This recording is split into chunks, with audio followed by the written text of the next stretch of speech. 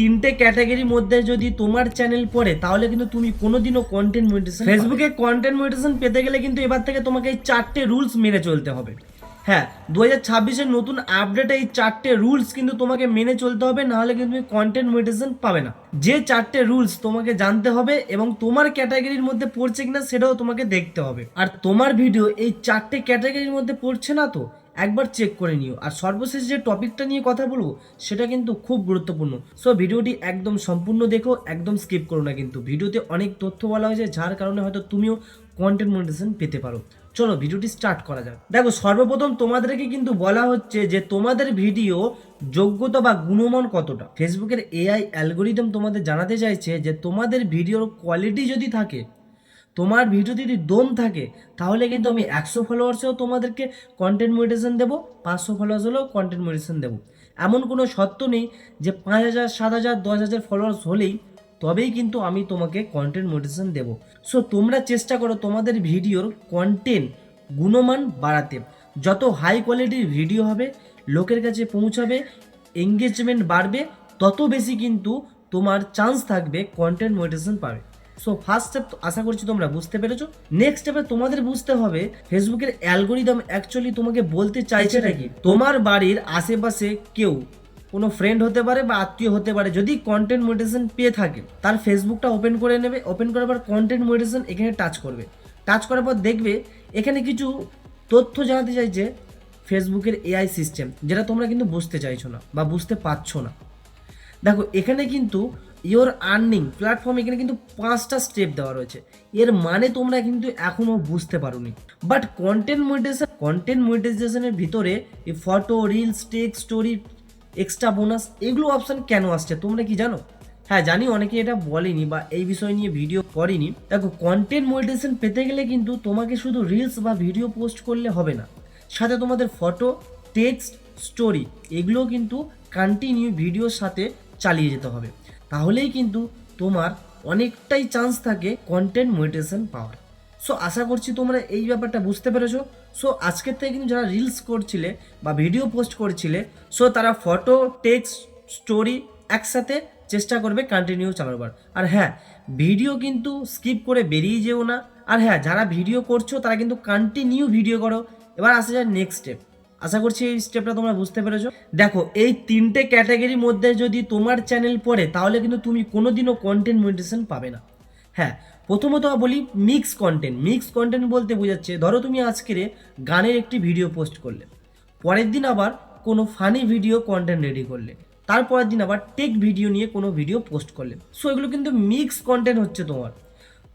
তোমার মনে রাখতে হবে, তোমাকে কন্টিনিউ তোমার চ্যানেলের ক্যাটাগরি অনুযায়ী একই ক্যাটাগরিতে ভিডিও পোস্ট করতে হবে।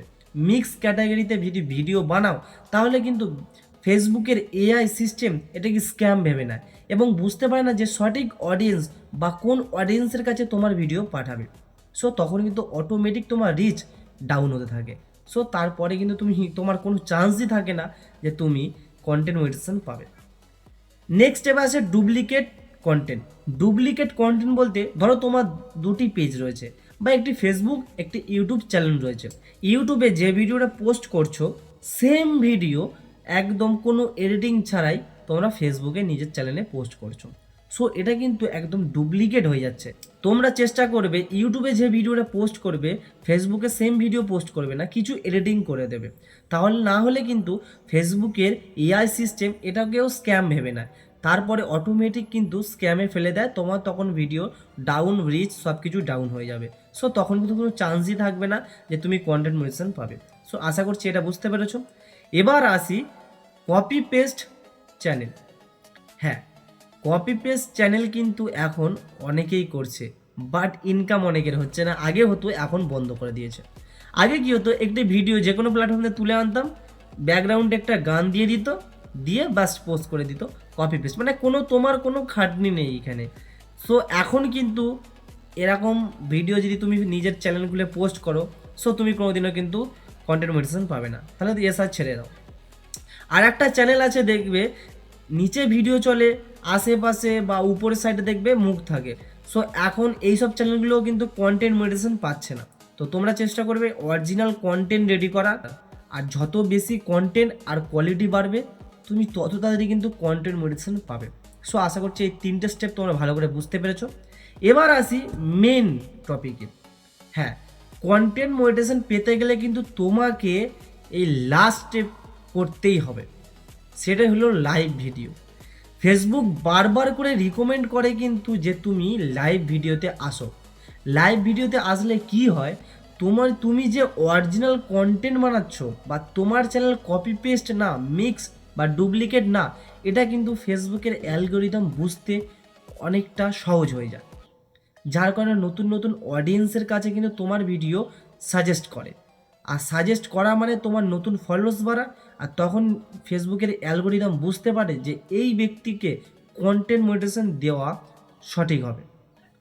সো লাইভে আসলে কিন্তু একদিকে তোমার ভালোই হবে। সো তোমরা চেষ্টা করো লাইভে বেশি বেশি আসার। আশা করছি ভিডিওটা তোমরা বুঝতে পেরেছো।